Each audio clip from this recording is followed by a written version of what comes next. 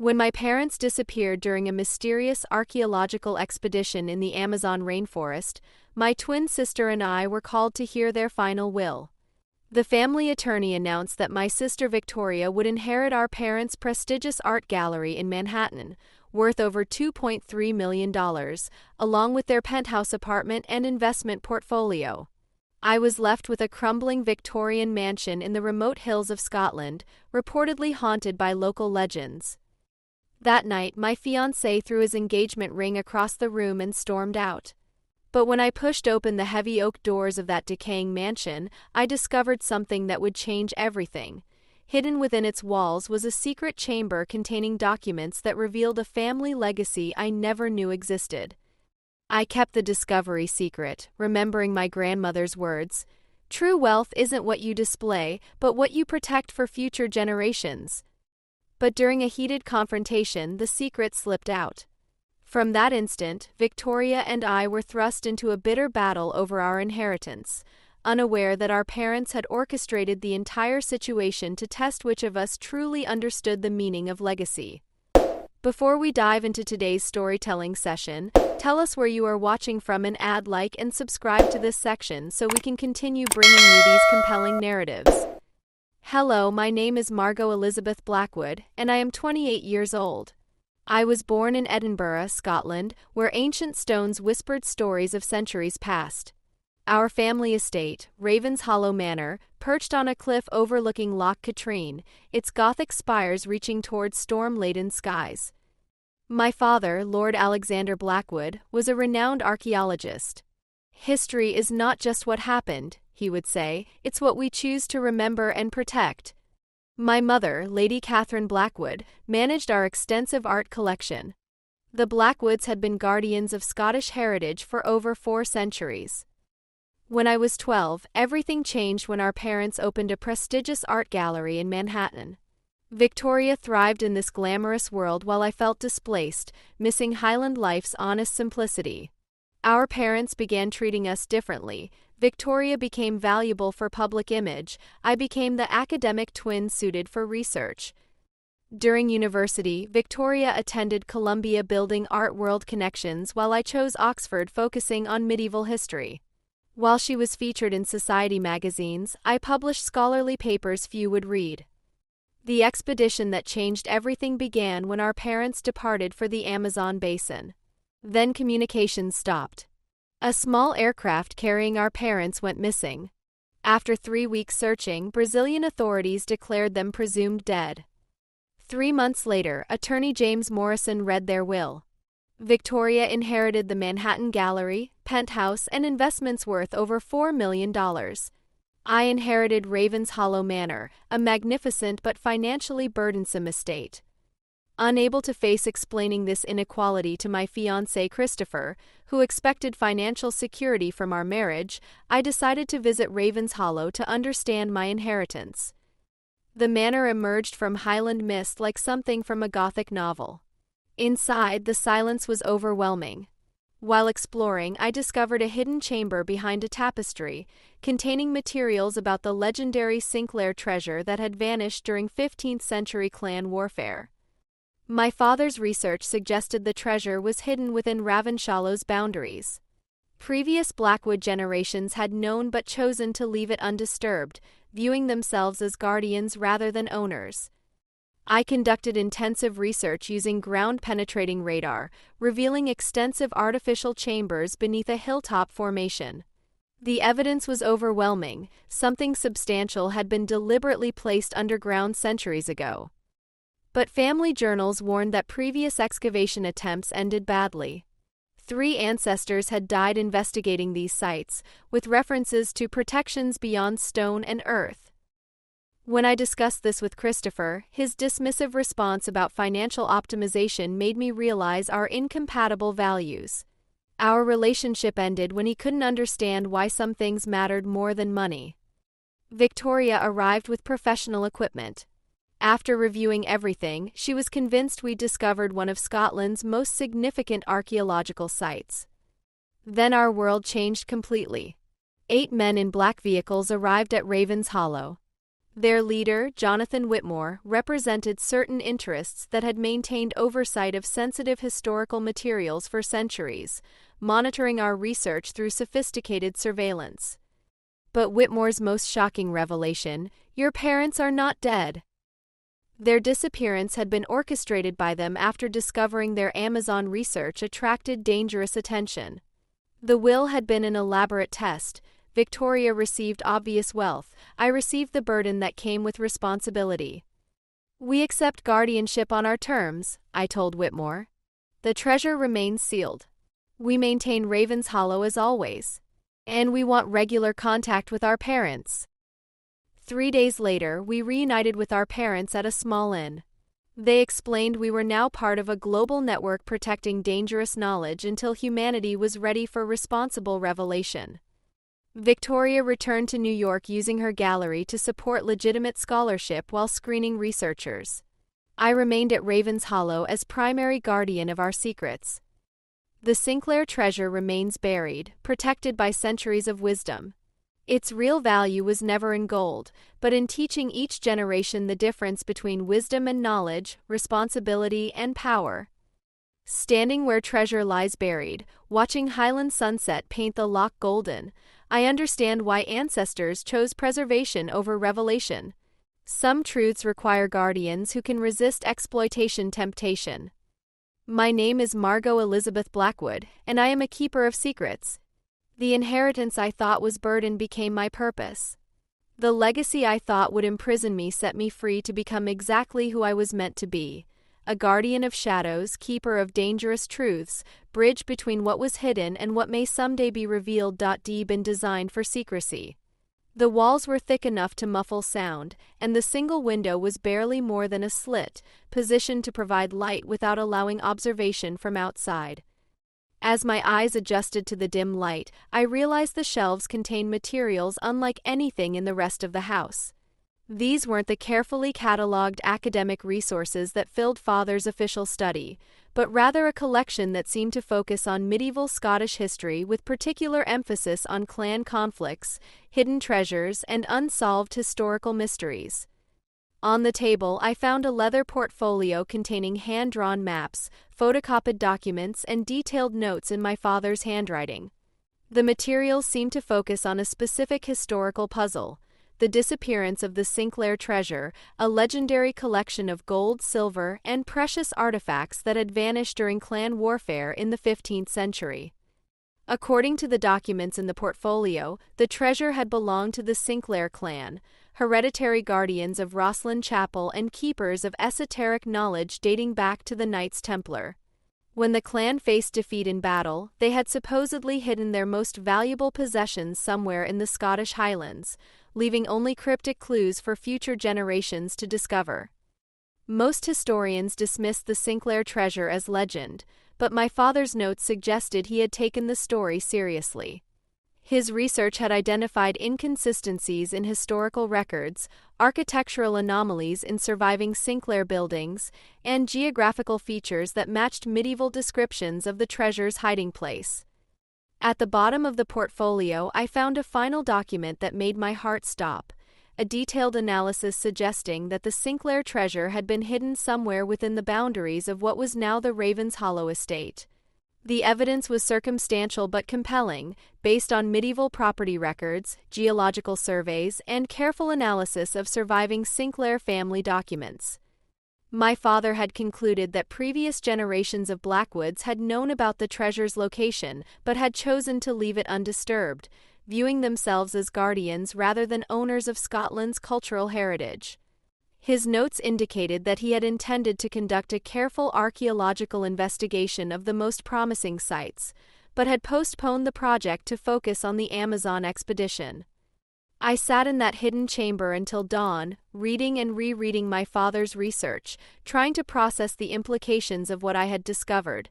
If his analysis was correct, I had inherited not just a crumbling manor house, but potentially one of Scotland's greatest archaeological treasures.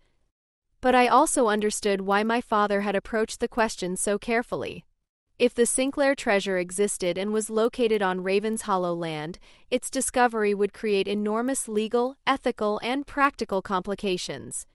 The Scottish government would have legitimate claims, the Sinclair clan descendants might assert ownership rights, and the international art world would generate intense pressure to excavate and display the findings. More fundamentally, pursuing the treasure would mean abandoning the principles my parents had taught me about cultural preservation. They had always emphasized that archaeological artifacts belong to the communities and cultures that created them, not to whoever happened to discover them. If I searched for the Sinclair treasure, would I be honoring my family's legacy or betraying it? As I prepared to leave Raven's Hollow that morning, I carefully returned the portfolio to its place in the hidden chamber and sealed the room behind the tapestry. I needed time to think, to understand what my father had intended, and to decide what kind of guardian I wanted to be. The drive back to Edinburgh gave me hours to process what I had learned, but by the time I boarded my flight to London, I had made a decision. I would keep my father's research secret while I completed my own doctoral studies and developed the expertise necessary to handle such a complex archaeological question responsibly. If the treasure existed, it had waited 5 centuries for discovery. It could wait a little longer while I learned how to approach it properly. But as the plane lifted off from Edinburgh Airport, I had no idea that my secret would soon be tested in ways I never could have anticipated, or that the hidden chamber at Raven's Hollow contained not just my father's research, but a trap that would reshape my understanding of everything I thought I knew about my family's legacy. Returning to London after discovering my father's secret research felt like stepping back into a world that no longer quite fit. Christopher met me at Heathrow with flowers and his usual perfectly arranged smile, but I found myself studying his face as if seeing it for the first time. How much of his affection was genuine, and how much was connected to his assumptions about my financial prospects? "How was Scotland?" he asked as we drove through London traffic toward my temporary flat in Kensington. "Was Raven's Hollow as dreadful as you expected?" I considered how to answer. The manor house itself was challenging, but the hidden chamber had transformed it from a burden into something far more complex. "It's more complicated than I initially thought," I said carefully. "There are aspects of the inheritance I'm still trying to understand." Christopher nodded sympathetically, but I could see his mind working behind his banker's eyes. "Well, we'll figure out the best approach. Maybe selling some of the contents could generate enough capital to make the property manageable. There must be valuable antiques and art pieces that aren't specifically protected by heritage laws." His casual assumption that I would liquidate family artifacts to solve financial problems revealed how little he understood about my values or my family's cultural mission. But I wasn't ready to have that conversation, especially when I was still processing the implications of my father's treasure research. Over the following weeks, I threw myself into completing my doctoral dissertation, using academic work as a refuge from the emotional complexities of my inheritance and relationship. My research on medieval Scottish burial practices provided a perfect excuse to spend long hours in Oxford libraries and archives, avoiding both Christopher's increasingly frequent questions about our future plans and Victoria's well-meaning but persistent offers to help manage Ravenshollow's financial challenges. Victoria and I had been maintaining regular contact since our parents' memorial service, but our conversations felt strained by the inequality of our inheritances. She was thriving in New York, using her gallery and social connections to build an impressive reputation in the international art world. Meanwhile, I was struggling with thesis deadlines while worrying about roof repairs and heating bills for a house I rarely visited. The tension came to a head in December, when Victoria called to invite me to a Christmas gathering she was hosting in the Manhattan penthouse. "I've invited some important collectors and critics," she explained. "It would be great publicity for our family foundation work, and you could meet people who might be interested in supporting preservation projects at Raven's Hollow." Her suggestion was practical and generous, but it also highlighted our different approaches to cultural work. Victoria saw heritage preservation as something that required wealthy patrons and media attention. I believed it was primarily an academic and ethical responsibility that should be pursued regardless of public recognition. "I appreciate the invitation," I said, "but I need to finish my dissertation defense preparation. Maybe next year." "Margot, you can't hide in libraries forever," Victoria replied with unusual sharpness. Our parents' work required public engagement as well as scholarship. If you want to maintain Ravens Hollow and continue their cultural mission, you need to build relationships with people who can provide support. She was right, but her words stung because they echoed my own doubts about my ability to manage my inheritance effectively. Was I using academic work to avoid facing the practical realities of my situation? Was I too proud to accept the kind of help that successful cultural preservation required? That conversation crystallized a decision I had been avoiding for weeks. I needed to return to Ravens Hollow, not as a reluctant heir trying to assess my burden, but as a serious researcher investigating my father's work. If there was any truth to his theories about the Sinclair treasure, I owed it to his memory and to historical scholarship to pursue the question properly.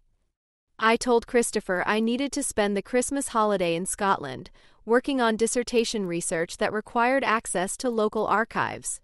It wasn't entirely a lie. I did plan to research medieval Scottish history while I was there, but I carefully avoided mentioning the treasure hunt aspect of my investigation. Scotland in December? Christopher said with the kind of horrified expression he usually reserved for discussions of public transportation. Margot, that's completely unnecessary. You could finish your dissertation research in London libraries, and we could spend the holidays skiing in Switzerland instead. His assumption that I would abandon my academic responsibilities for a luxury vacation revealed yet another fundamental disconnect between us. This research is important to me, I said. And I need to spend time at Ravens Hollow anyway, dealing with maintenance issues. Christopher's expression darkened. You're becoming obsessed with that house. It's a money pit, Margot. The sensible thing would be to sell it to the National Trust and use the proceeds to buy something manageable. The suggestion hit me like a physical blow. Sell Ravens Hollow? The idea was so foreign to everything I had been raised to believe about family responsibility and cultural preservation that I couldn't immediately formulate a response. It's not just a house, I finally said. It's 4 centuries of family history, and it contains research materials and artifacts that can't be replicated. History doesn't pay heating bills, Christopher replied with the practical coldness that made him successful in investment banking. Your parents left you a beautiful burden, but you don't have to carry it forever. There are other ways to honor their memory without bankrupting yourself. That night, I lay awake thinking about our conversation and realizing that Christopher would never understand why selling Ravens Hollow was unthinkable to me. He saw the manor as a financial asset to be optimized or disposed of based on practical considerations. I saw it as a sacred trust, passed down through generations with the understanding that each heir would preserve it for the next. The next morning, I booked a one-way flight to Edinburgh. The December journey to Ravens Hollow was even more dramatic than my autumn visit. Highland winter had transformed the landscape into something from a fantasy novel, with snow-covered peaks rising against steel-gray skies and lochs frozen into mirrors that reflected bare trees and clouded heavens. The manor house itself looked like something from a Christmas card, its Gothic architecture softened by snow that clung to stone gargoyles and windowsills. But inside, the building felt colder and more forbidding than ever. The heating system was struggling against sub-zero temperatures, and several rooms had developed ice formations where pipes had frozen and burst. I spent my first day dealing with immediate crisis management, calling local contractors and trying to prevent further damage to the building's infrastructure. On the second day, I returned to the hidden chamber behind the tapestry, carrying proper lighting and archaeological tools I had borrowed from Oxford's equipment collection. In daylight streaming through the narrow window, the room revealed details I had missed during my first visit. The stone walls were covered with carved symbols that appeared to blend medieval Christian imagery with much older Celtic designs. Some of the carvings looked like they might be maps or diagrams, but their meaning wasn't immediately obvious. The built-in shelves contained not just my father's research materials, but much older documents that appeared to date back several generations. I found journals kept by 19th-century Blackwood ancestors, describing their own investigations into the Sinclair treasure legend.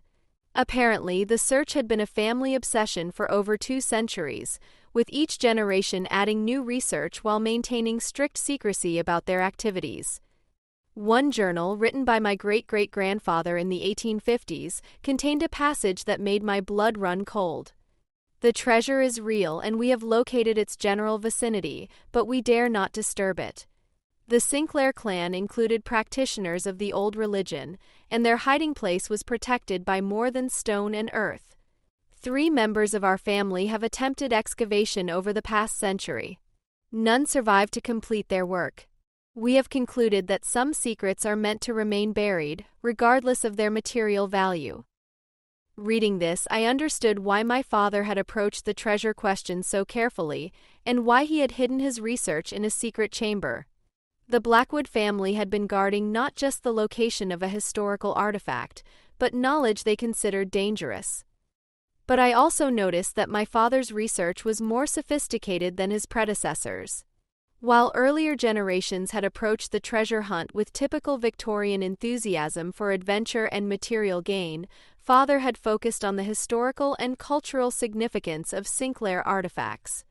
His notes indicated he believed the treasure included not just gold and silver, but medieval manuscripts, religious artifacts, and possibly even Templar documents that could revolutionize understanding of medieval Scottish history. More importantly, Father had identified what he believed were the actual locations where treasure components had been hidden. According to his analysis, the Sinclairs had divided their most valuable possessions among several sites on what was now Ravens Hollow land, using a complex system of geographic and astronomical markers to create a puzzle that could only be solved by someone with both historical knowledge and scientific training. I spent the next week immersing myself in Father's research, cross-referencing his conclusions with my own knowledge of medieval Scottish history and archaeological methods. Gradually, I began to see the pattern he had identified, a series of stone markers, architectural features, and landscape elements that formed a coherent system of clues pointing toward specific excavation sites. The most promising location was a small hill about half a mile from the manor house, crowned by what appeared to be a natural stone formation, but which Father's research suggested was actually a carefully constructed medieval monument. According to his calculations, this site contained astronomical alignments that matched descriptions in surviving Sinclair family documents. On my 8th day at Ravens Hollow, I hiked to the hill despite bitter cold and knee-deep snow. The stone formation was partially hidden by centuries of soil accumulation and vegetation growth, but careful examination revealed evidence of human construction. Some stones showed tool marks, others were positioned with geometric precision that nature alone couldn't achieve. I spent hours mapping the site, taking measurements and photographing details that might be significant. As the short winter day began to fade, I climbed to the highest point of the formation and looked out over the landscape Father had studied so carefully. From that vantage point, I could see other locations he had identified as potential treasure sites: a medieval chapel ruin about a mile to the east, a stone bridge that crossed a burns running through Ravens Hollow land, and several natural caves in the hillside that showed signs of human modification. The pattern was elegant and complex, requiring knowledge of medieval symbolism, astronomical calculation, and local geography that few people would have possessed. But standing on that wind-swept hill as darkness fell, I also understood why previous generations of Blackwoods had chosen not to pursue excavation. The landscape felt charged with something more than historical significance. Whether you called it spiritual energy, cultural reverence, or simply respect for the dead, this place demanded careful consideration rather than treasure hunting enthusiasm. That evening, I called Victoria from Father's study, needing to share my discovery with someone who might understand its significance. "Margot, you sound different," she said after I had described my week of research without mentioning the treasure specifically. "More focused than you've been since the inheritance reading." "I think I'm beginning to understand what Father intended," I replied. "Ravens Hollow isn't just a house we inherited. It's the center of ongoing research that our family has been conducting for generations." "What kind of research?" Victoria's voice sharpened with interest. I hesitated, remembering the family tradition of secrecy surrounding the Sinclair treasure. But Victoria was my twin sister, and she deserved to know what we had truly inherited. Victoria, I said slowly, what would you say if I told you that Raven's Hollow might contain one of Scotland's greatest archaeological treasures, hidden for over 5 centuries and waiting for the right person to discover it responsibly?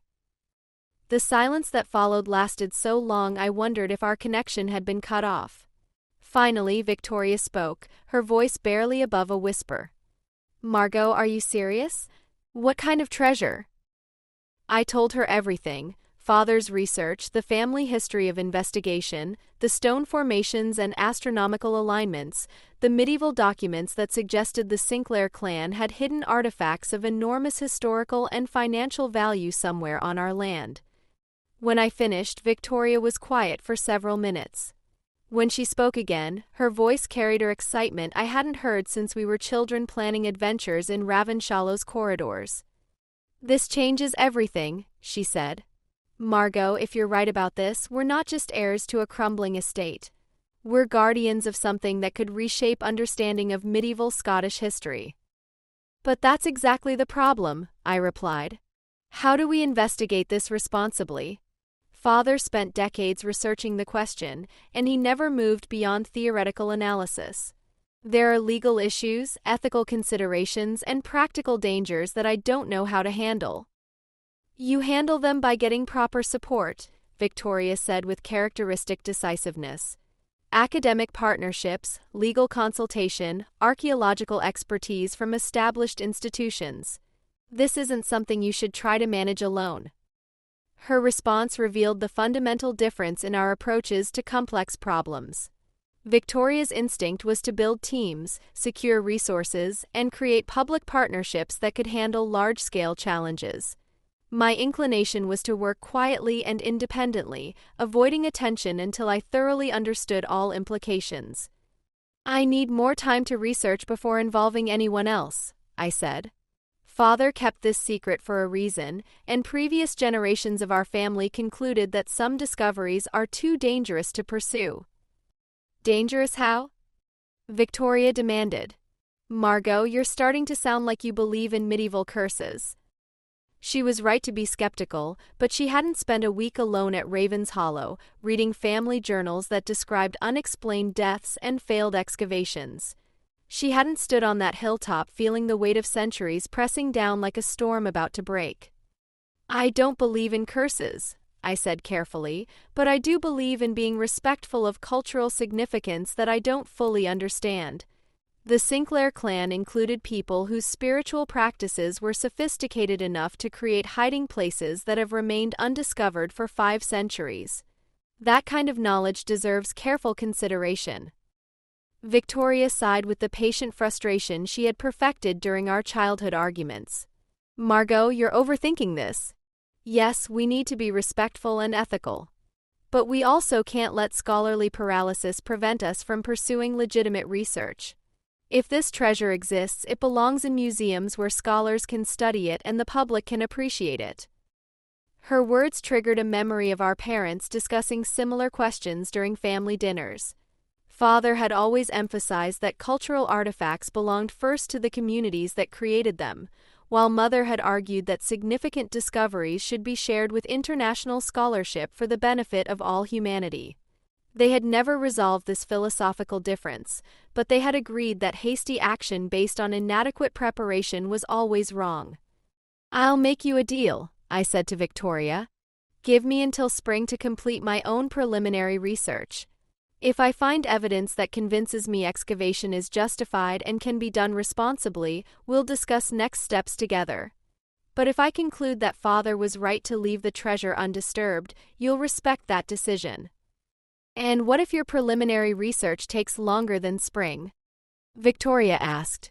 What if you find reasons to delay indefinitely? It was a fair question that revealed her understanding of my academic tendency toward perfectionism. Then you can come to Scotland and see the evidence for yourself, I promised. If you think I'm being overcautious, we'll find a compromise approach. After ending our call, I sat in Father's study until the fire burned down to embers, thinking about the choice I was facing. Victoria was right that academic paralysis could be as damaging as reckless treasure hunting. But the family journals were equally right that some knowledge carried responsibilities I might not be prepared to handle. The next morning, I began the most systematic investigation of my life, combining Father's research with my own archaeological training to create a comprehensive analysis of the Sinclair treasure question. If I was going to make this decision, it would be based on the best possible understanding of what we were dealing with. But as I worked through medieval manuscripts and traced stone alignments across the Highland landscape, I had no idea that my secret research would soon be tested in ways I never could have anticipated, or that the hidden chamber at Raven's Hollow contained not just my family's historical investigations, but a trap designed to reveal the truth about more than just buried treasure. The weeks between Christmas and New Year passed in a blur of intensive research. I had essentially moved into the hidden chamber, setting up a makeshift study with proper lighting, heating equipment, and all the materials I needed for serious scholarly investigation.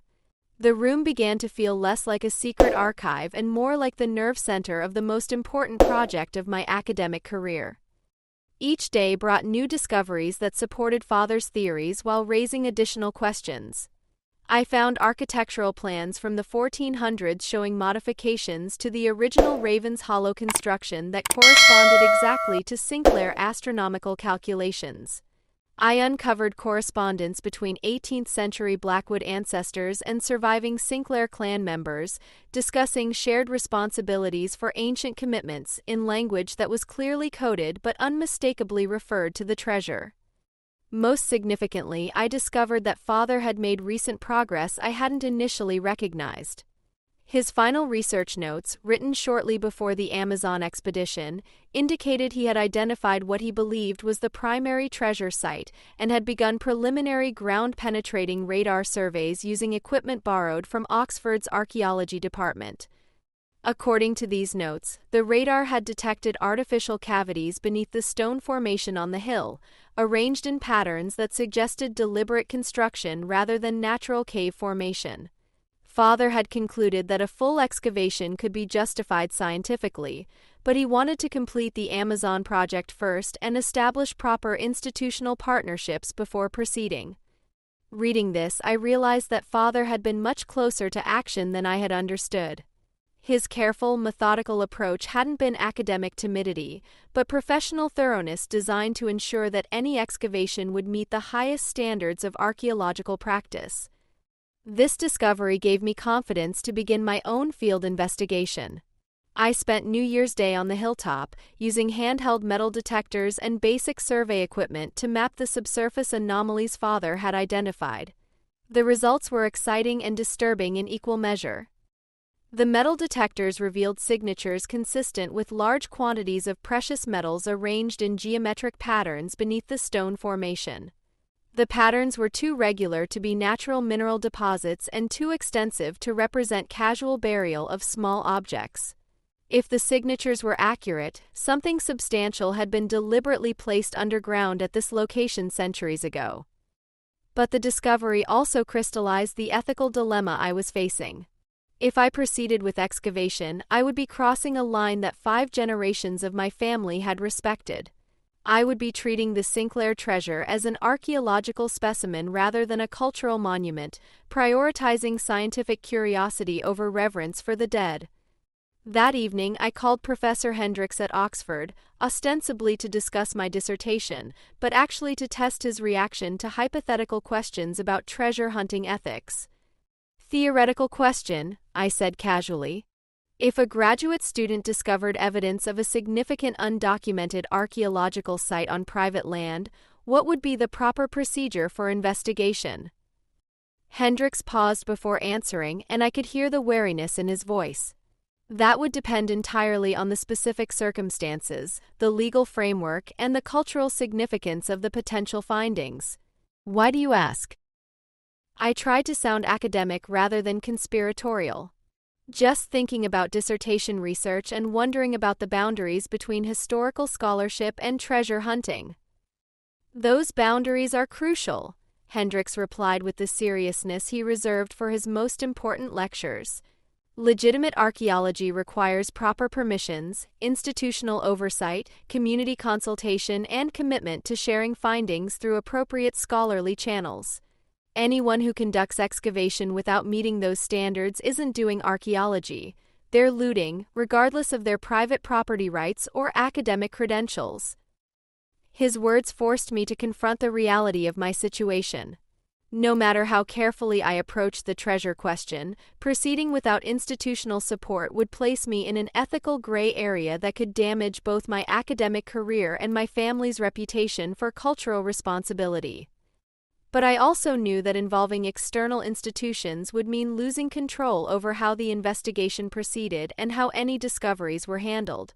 If the Sinclair treasure existed and was as significant as Father's research suggested, its excavation would become an international media sensation, transforming Ravens Hollow from a private family estate into a tourist destination and archaeological circus. I spent the first week of January struggling with this dilemma, trying to find a path that honored both my family's traditions and my professional obligations. The solution, when it came to me, was elegantly simple.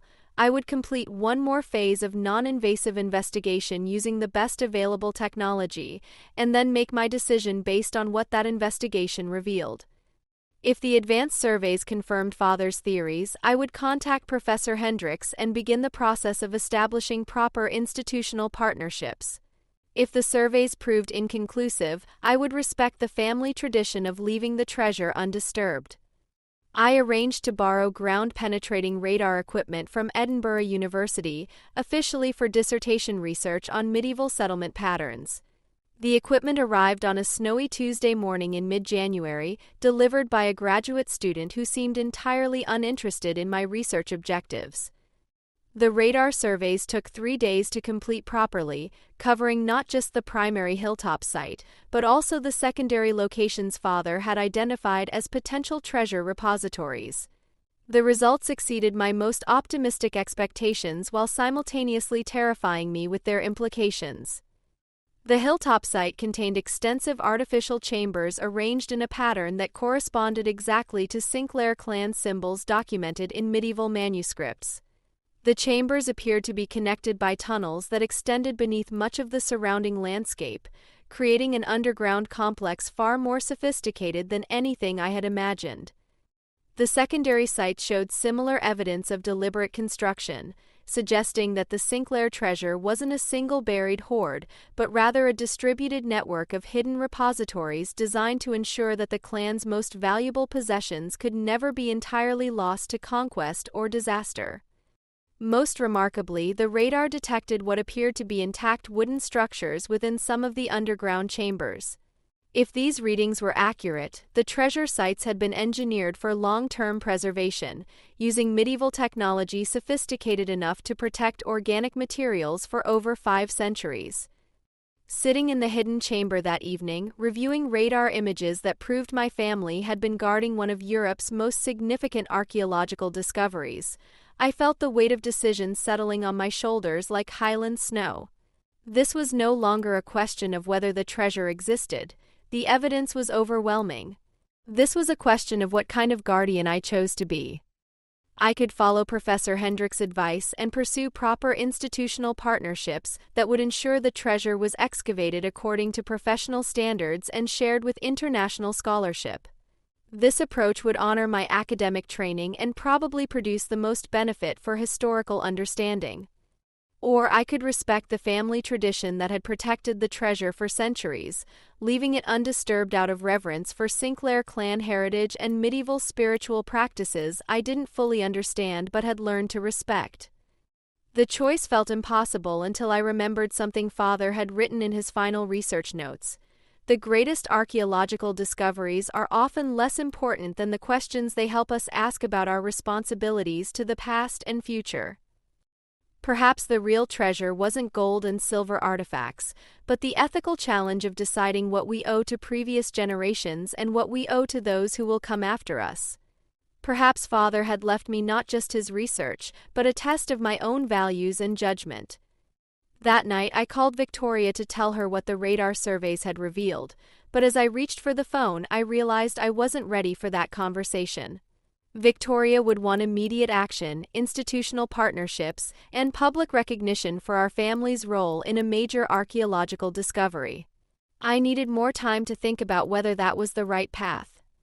Instead, I called Christopher, hoping that discussing the situation with someone outside my family might provide clarity about my options. "You've been in Scotland for 3 weeks," he said before I could explain why I was calling. "Margot, this is getting ridiculous. You're missing professional opportunities and social obligations because you're obsessed with a pile of stones in the middle of nowhere."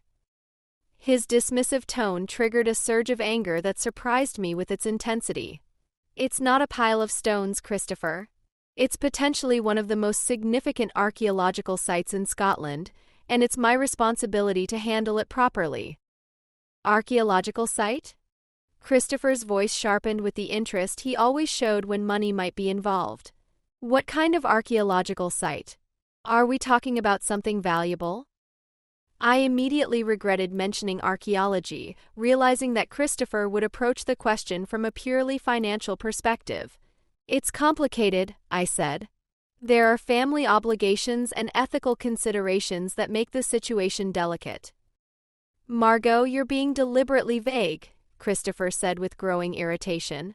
"If you've discovered something valuable on your property, the smart approach is to consult with experts who can help you maximize the opportunity while handling legal requirements properly." "It's not about maximizing opportunities," I replied. "It's about respecting cultural heritage and making decisions that honor the responsibilities my family has carried for generations." Christopher was quiet for a moment, and when he spoke again, his voice carried the patience he used when explaining simple financial concepts to clients he considered naive. "Margot, I understand that you want to be responsible and respectful. But you also have practical obligations to consider. Maintaining Ravens Hollow is expensive, and if you've inherited something that could provide financial resources for proper preservation, you owe it to your family's legacy to explore that possibility." His words contained enough logic to be seductive, but they also revealed how completely he misunderstood my dilemma. Christopher saw the treasure as a solution to Ravenshollow's financial challenges, a way to transform my inheritance from burden to blessing. But I was beginning to understand that the treasure was itself the true test of my inheritance, a challenge designed to reveal whether I could resist the very temptation it represented. "I need more time to research the situation properly," I told Christopher. "This isn't a decision that should be made quickly." "How much more time?" Christopher asked, his voice carrying the edge it took on when clients tried to delay necessary financial decisions. "Margot, we've been engaged for over a year, and you keep finding reasons to postpone our wedding planning. First it was your dissertation, then your parents' disappearance, then the inheritance complications. Now you're talking about some mysterious archaeological research that could take indefinitely long to resolve." I realized we were having a much larger conversation than either of us had intended. Christopher wasn't just frustrated with my treasure research, he was questioning our entire relationship and future together. "Our wedding should be based on love and compatibility," I said carefully, "not on timelines or financial planning." "Love and compatibility include being able to make decisions together and build a shared future," Christopher replied. "But you're making all these major choices alone, keeping secrets, and treating our relationship like it's secondary to your academic obsessions and family obligations." He was right, but not in the way he intended. I was keeping secrets and making decisions alone because I was beginning to understand that the person I was becoming couldn't be married to someone who saw cultural heritage as a financial optimization problem. "Christopher," I said slowly, "what would you do if you discovered something that could make you wealthy but that your family had protected for centuries because they believed it should remain hidden?" "I'd consult with experts to understand my options and then make the decision that provided the best outcome for everyone involved," he said without hesitation. "Margot, this isn't medieval times. We have legal frameworks and professional institutions designed to handle exactly these kinds of situations." His answer was reasonable, practical, and completely missed the point. The question wasn't whether modern institutions could handle the treasure technically, but whether they should be allowed to override centuries of family judgment about what this particular discovery required. "I think we want different things," I said, the words emerging before I had consciously decided to speak them. "What does that mean?" Christopher asked, but his voice suggested he already knew. "It means I need to be with someone who understands why some things matter more than financial optimization," I replied. "And you need to be with someone who shares your priorities about building wealth and social status." The silence that followed felt like a door closing. When Christopher spoke again, his voice was cold but not unkind. "I think you're right," he said. "I hope you find whatever it is you're looking for in that Scottish castle, Margot. But I can't wait indefinitely for you to decide whether your real life is in the present or the past." After ending the call, I sat in the hidden chamber surrounded by centuries of family research, feeling simultaneously liberated and terrified. I had just ended my engagement to pursue a treasure hunt that might be based on delusion, guided by ancestors who might have been fools, in service of values that the modern world considered impractical. But I had also chosen to be true to something essential about myself, something that had been shaped by highland winds and ancient stones and stories whispered by candlelight during long winter evenings. Whatever the treasure investigation revealed, I would face it as authentically as I knew how. The next morning, I called Victoria to tell her about my conversation with Christopher and to discuss what the radar surveys had revealed about Father's research. "You broke up with Christopher over a treasure hunt?" Victoria said, her voice mixing disbelief with something that might have been admiration. "I broke up with Christopher because we have incompatible values," I replied. The treasure research just made that incompatibility impossible to ignore. Victoria was quiet for a moment. "Margot, I need to see this evidence for myself. Can you handle company for a few days?" Her request filled me with both relief and anxiety. I wanted my sister's support and perspective, but I also knew that involving Victoria would accelerate whatever process I was trying to navigate carefully. "Come to Scotland," I said. "But Victoria, this situation is more complicated than I initially explained. There are family traditions and ethical questions that don't have easy answers." "Then it's a good thing you have a sister who specializes in handling complicated situations," Victoria replied with the confidence that had made her successful in New York's competitive art world. 3 days later, Victoria arrived at Ravens Hollow in a rental car loaded with equipment that looked like it belonged in a high-tech expedition film. She had brought archaeological surveying tools, professional photography equipment, and enough research materials to stock a small library. "If we're going to do this," she said as I helped her unload cases from the car, "we're going to do it properly." That evening, I took Victoria to the hidden chamber and showed her everything: Father's research, the family journals, the radar survey results, and the evidence that had convinced me the Sinclair treasure was both real and accessible. Victoria studied the materials with the same focused intensity she brought to evaluating potential acquisitions for her gallery. She asked detailed questions about archaeological methodology, legal implications, and financial valuations that revealed how seriously she was taking the situation. "This is incredible," she said finally, looking up from a radar image that clearly showed artificial chambers beneath the hilltop site. "Margot, do you understand what we're looking at? This isn't just a treasure hunt, it's potentially one of the most significant archaeological discoveries in Scottish history." "That's exactly what makes it so complicated," I replied. "If we excavate, we're crossing a line that our family has respected for centuries. But if we don't excavate, we might be allowing invaluable historical evidence to remain hidden indefinitely."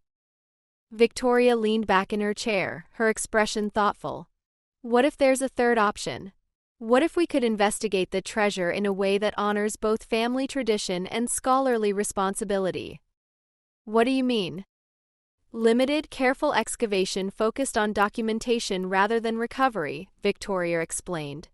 "We could work with selected academic partners to explore one small section of the site, enough to confirm what's there and assess its historical significance, but not enough to disturb the entire complex."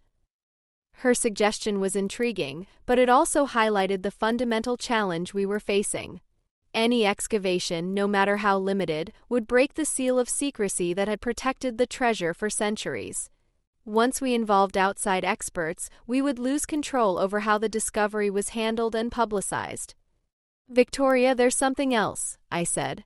The family journals suggest that previous excavation attempts ended badly.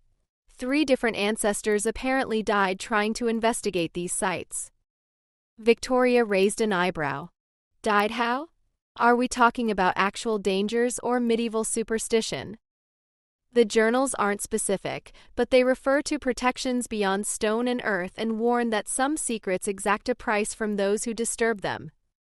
Victoria studied me with the expression she used when trying to determine whether a potential seller was being honest or manipulative.